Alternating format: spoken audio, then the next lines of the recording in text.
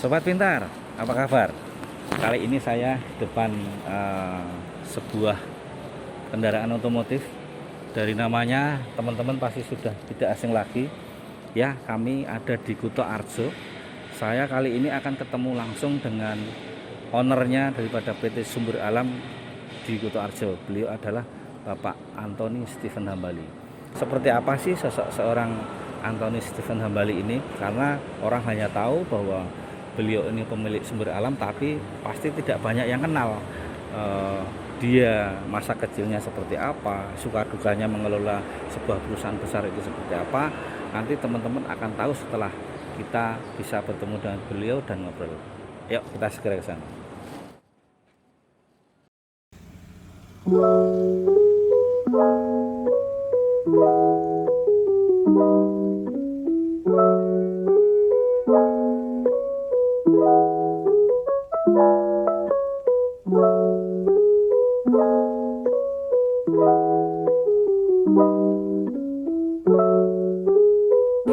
Ni hao ma.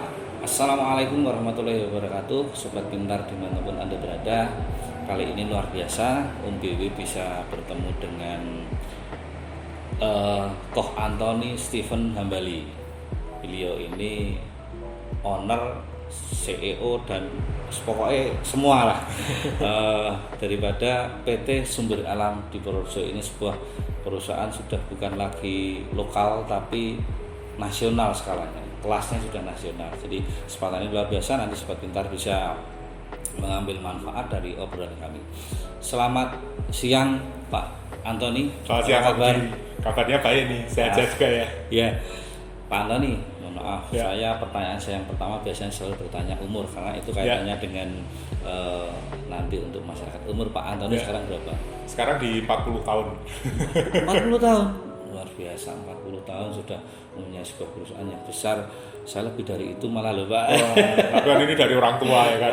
Siap, Pak Antoni, bisa diceritakan nggak Pak Antoni dari mulai awal mula Sumber Alam ini berdiri, kemudian sampai sekarang ini, tentunya kan selama perjalanan waktu yang sudah sangat lama ini semestinya ada kesulitan, ada nyamannya seperti apa ketika berbisnis di bidang transportasi. Iya. Ya, kalau ini perusahaan ini berdirinya sebenarnya tahun 75 Sumber Alam itu. Waktu itu perusahaan keluarga, ayah saya sama saudara-saudara. Kemudian tahun 84 diambil alih oleh ayah saya yang Sumber Alam ini. Tapi perusahaan keluarga yang lain masih ada juga yang jalan bis lokal lah dalam provinsi. Kalau soal suka duka, wah tentunya saya ngikuti bantu ayah kan mulai tahun 2000. Cuma sedikit melihat waktu Krismon ya.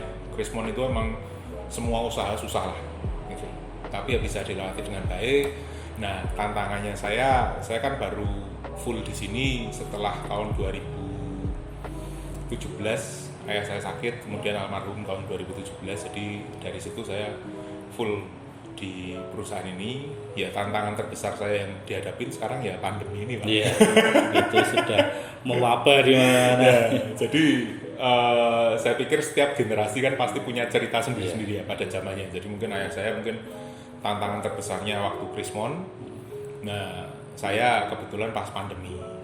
Ya itu dukanya lah. Tapi kalau sukanya ya jelas waktu kita bisa melaksanakan menjalankan perusahaan dengan baik ya. Artinya kita ini kan pelayan masyarakat.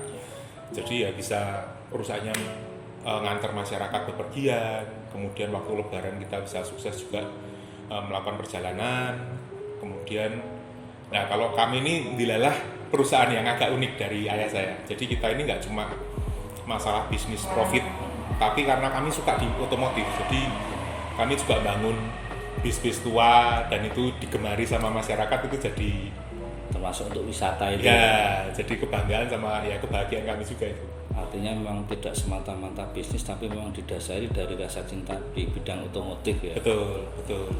Kalau untuk sekarang ini jumlah karyawan mulai dari mungkin driver sampai kemudian yang lain-lain staff, sebenarnya ada berapa total?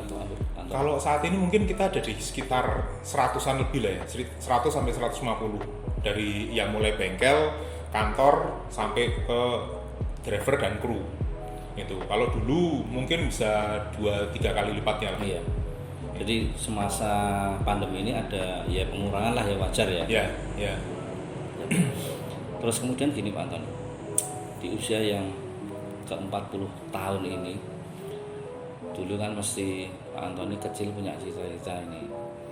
Ada nggak sih sampai sekarang yang cita-cita belum bisa dicapai, atau kemudian selama usia yang sudah ke-40 tahun ini, selama memegang kendali di otomotif ini, perusahaan otomotif ini, apa sih keinginan yang terbesar yang ingin digapai lagi?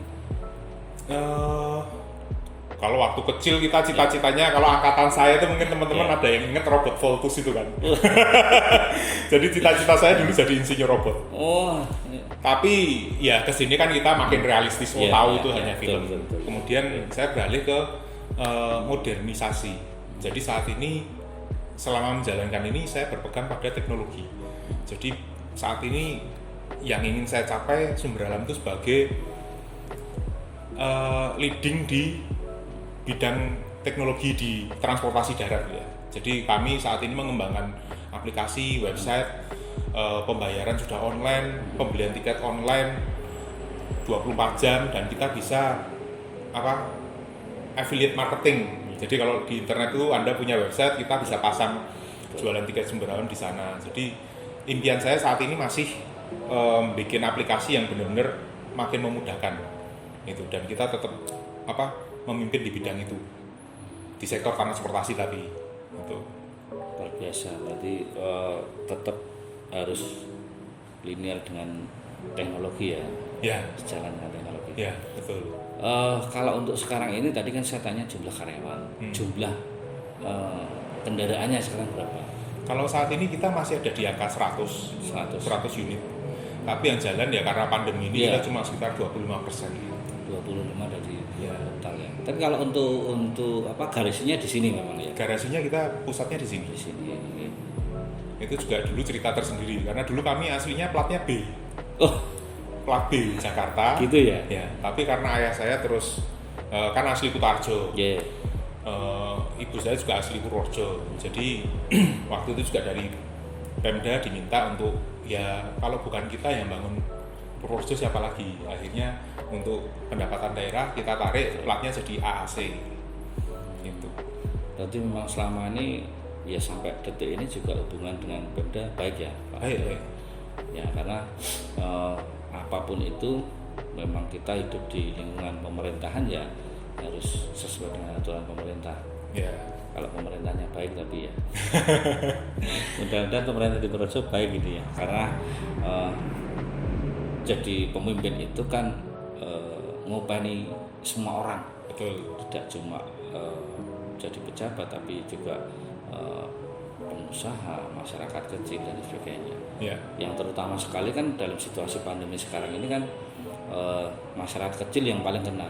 Sebenarnya gini Pak Antoni, ada nggak program-program dari khususnya Pak Antoni pribadi atau secara keseluruhan di Sumber Alam, karena ini kan situasi pandemi, orang juga susah semua, barangkali ada promo diskon untuk transportasinya atau seperti apa barangkali biar masyarakat semakin tahu. Kalau program-program kami promo jelas ada, karena kan kalau sekarang kan zamannya teknologi itu lewat aplikasi itu kan kadang mereka punya promo-promo, kita juga andil di situ. Kemudian bakti sosial kami juga ada, waktu awal-awal pandemi kami juga ada ya paket-paket sembako lah itu. Kemudian tahun 2022 ini yang terbaru kita punya Gebyar Sumber Alam itu, jadi nanti ada undiannya itu ya sepeda motor macam-macam itu, dan syaratnya beli pokoknya beli tiket itu udah bisa langsung ikut undian. Terus waktu di awal pandemi saya juga sempat mengundang guru atau siswa yang misalkan kesulitan masalah wifi belajar di rumah, itu kami undang untuk bisa belajar di sini. Kami siapkan tempat sama internetnya, karena kantor kami kan internetnya udah langganan bulanan, benefitnya kan cukup besar lah. Jadi waktu itu ada yang kesulitan untuk belajar, saya bilang udah datang sini aja, ya kita siapin meja, ruangan untuk belajar. Kalau ada guru yang kesulitan untuk ngajar maupun murid, kita ada juga program-program seperti itu. Program sosial ya kami adalah, cuma memang kayak kemarin Semeru kita juga ikut bantu transport ke sana, bantuan ya insidental ngelihat situasi. Luar biasa Sobat Pintar, artinya dalam kesibukannya Pak Antoni ini mengelola sebuah perusahaan yang tidak kecil tapi masih menyempatkan untuk berkontribusi kegiatan sosial kemasyarakatan, di mana kegiatan itu pastinya akan mendapatkan manfaatnya didapatkan dari masyarakat.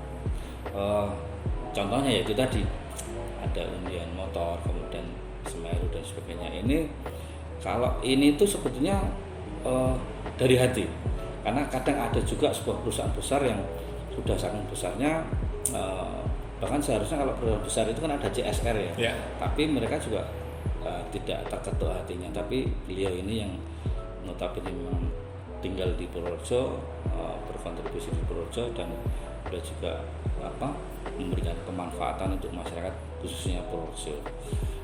Pak Antoni, satu hal Pak Antoni. Pak Antoni ini kan di usia yang ke-40 tahun ini sudah banyak yang dijalankan ya. Baik untuk secara pribadi maupun masyarakat. Saya datang ke sini, kami ini adalah sebuah kegiatan sosial kemasyarakatan juga. Kami memberikan pelatihan bahasa asing, yaitu bahasa Inggris, Prancis, Jerman, Jepang, Arab, Korea, Mandarin secara gratis ke masyarakat di seluruh wilayah Kabupaten Purworejo. Ya, barangkali nanti dengan kedatangan saya ketemu Pak Antoni ini, Pak Antoni bisa mensosialisasikan juga program kami ke masyarakat. Bahkan mungkin juga kalau misalnya ini kan sekarang ini kan sudah zaman globalisasi. Semua orang harus punya kemampuan. Bahasa Inggris, bahasa dan sebagainya, bahasa asing lah ya. Barangkali nanti krunya Pak Antoni, sopir driver dan sebagainya ingin belajar, kami siap membantu juga. Siap. Wah, ini cocok ini. Dan saya pikir tadi karena kemarin saya baca dari suratnya Bapak, ya mengatakan bahwa itu kan mengajarkan bahasa. Jadi saya pikir ini bagus banget ya, bahwa di Purworejo ini ada orang-orang yang peduli dan bergerak. Kalau peduli mungkin banyak, ya kan. Yang punya ide banyak, tapi yang menjalankan itu nggak banyak, ya kan. Nah, saya memang makanya saya terus pengen ketemu supaya siapa tahu memang bisa berkolaborasi. Artinya begini Pak Antoni, saya sepakat dengan Pak Antoni. Tadi Pak Antoni juga sampaikan bahwa kegiatan itu kan memang harus ada manfaatnya. Jadi kan sebetulnya orang hidup itu kan hanya ada dua untuk bisa betul-betul dianggap dia hidup kalau menurut saya. Jadi orang itu harus baik dan bermanfaat. Untuk jadi orang baik itu semua orang bisa, tapi untuk bermanfaat belum tentu bisa Pak Antoni. Tadi saya tertarik ini ketika Pak Antoni ada sisi lain, otomotifnya, kendaraannya dimodif untuk menjadi wisata dan kami. Mungkin ke depan begini Pak Antoni, kita sama-sama bangun Purworejo. Kita datangkan wisatawan luar daerah, apalagi yang dari luar negeri, karena Purworejo ini kan masih sangat minim sekali. Pak Antoni bergerak dengan segala sumber dayanya. Nanti ketika datang ke sini kita kerjasama Pak Antoni. Nanti untuk guide-nya bisa dari kami, kita berjalan, artinya kita sama-sama bisa mensukseskan, membesarkan Purworejo ini dari sisi pariwisatanya. Betul. Memang saya setuju sih, karena kita sekarang udah makin dekat dengan bandara internasional kan. Jadi saat ini saya juga berkolaborasi dengan pelaku wisata. Kemarin barusan coba Angjeran di Bogowonto. Lalu saya juga mulai bikin rubrik kuliner sama tempat wisata di Purworejo. Harapannya memang ada wisatawan dari luar masuk ke Purworejo. Jadi itu menggerakkan perekonomian lokal. Gitu. Dan nanti mungkin saya minta bantuan Pak Budi untuk training mungkin driver kami, kru kami, dan agen-agen. Karena dari pengalaman sekarang, kalau kemarin ada lewat online travel agent itu, penumpang yang beli itu sudah ada. Nah itu. Gitu. Cuma saat ini masih numpang lewat karena mereka paling ke Jogja, gitu. Tapi harapannya suatu saat pasti. Dan saya yakin kalau teman-teman yang bekerja di tempat Pak Antoni ini, kebanyakan rata-rata kalau ketemu dengan beliau pasti pakai bahasanya bahasa tubuh. Oh iya, Iya, iya. bahasa Tarsan kalau kita bilang Pak. Iya. Karena kan apa ya, karena memang selama ini memang mungkin belum banyak turis yang datang ke sini, tapi insya Allah nanti ke depan kalau Pemda juga menggerakkan pariwisatanya dengan baik dan benar, mereka tertarik datang ke sini. Apalagi tadi saya sampaikan bahwa bandara juga dekat dengan kita, kan itu potensi yang luar biasa, UMKM-nya dan sebagainya. Ini Pak Antoni selaku sosok inspiratif di sini, saya anggap punya potensi untuk mengembangkan Purworejo, karena kan kita jadi orang baik dan bermanfaat itu tidak harus di unsur pemerintahan. Pak Antoni, Pak Antoni selaku pengusaha luar biasa, saya selaku ya yang bantu sama teman-teman di bidang bahasa pendidikan, kita juga bisa ya semampunya lah, ya, kita bisa bekerja sama. Terakhir Pak Antoni, ya. ini sebetulnya saya senang banget ini ngobrol sama Pak Antoni. Topiknya luar biasa, ngobrol juga pasti akan panjang, tapi kan Pak Antoni juga ada kesibukan. Pak Antoni, kami biasanya selalu ada challenge ini. Pak Antoni kan, mohon maaf, ini kan juga mungkin bisa bahasa Chinese Pak Antoni? Nggak bisa. Bahasa yang lain? Saya bisa bahasa Jerman sedikit, bahasa Inggris bisa sedikit. Mantap, luar biasa. Ya. Mungkin bisa disampaikan ke Sobat Pintar sedikit saja Pak Antoni dalam bahasa Jerman. Waduh, mungkin ada bahasa apa? ini. Ya Sudah lama banget nggak aktif ya, soalnya. sambil nanti membuka memorinya kembali, jadi Sobat Pintar ini tahu bahwa oh Pak Antoni ini ternyata punya kemampuan juga, nggak cuma hanya bisnismen, tapi apalagi nanti ke depannya kita bisa bekerja sama Pak Antoni. Silakan Pak Antoni. Waduh, saya kalau bahasa Jerman udah lama banget, 2001 saya pulang ke sini nggak ngomong Jerman lagi. Oh, dulu pernah tinggal di Jerman ya? Ya, saya pernah 1,5 tahun di Jerman. Tinggal Jadi di Jerman luar biasa. bukan yang itu Kauman Pak. Lupa sih. Tapi kalau apa ya pesannya apa ya untuk mungkin bahasa Indonesia aja lah Pak saya. Iya, enggak Nggak pasti. Ya kalau dari saya sih pesan untuk pemirsa Sobat Pintar ini, kita tinggalnya di Purworejo ya kan, tapi saat ini zamannya udah global, jadi nggak usah minder kita orang Purworejo atau orang mana, kita belajar bisa dari seluruh dunia ini sekarang di genggamannya kita. Nah tinggal kita mau belajar atau enggak. Setelah belajar lalu diaplikasikan sehingga bermanfaat untuk orang itu Pak, bukan dipek dewek itu. Betul. Itu Pak, Iya. saya.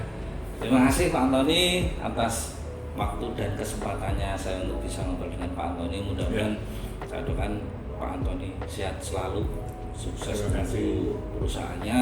Amin. Dan yang terutama adalah seperti tadi, bahwa kita ini hidup harus selalu jadi orang baik dan bermanfaat. Mudah-mudahan Pak Antoni selalu memberikan kemanfaatan dalam hidupnya ini untuk orang lain dan khususnya masyarakat Kabupaten Purworejo. Ya.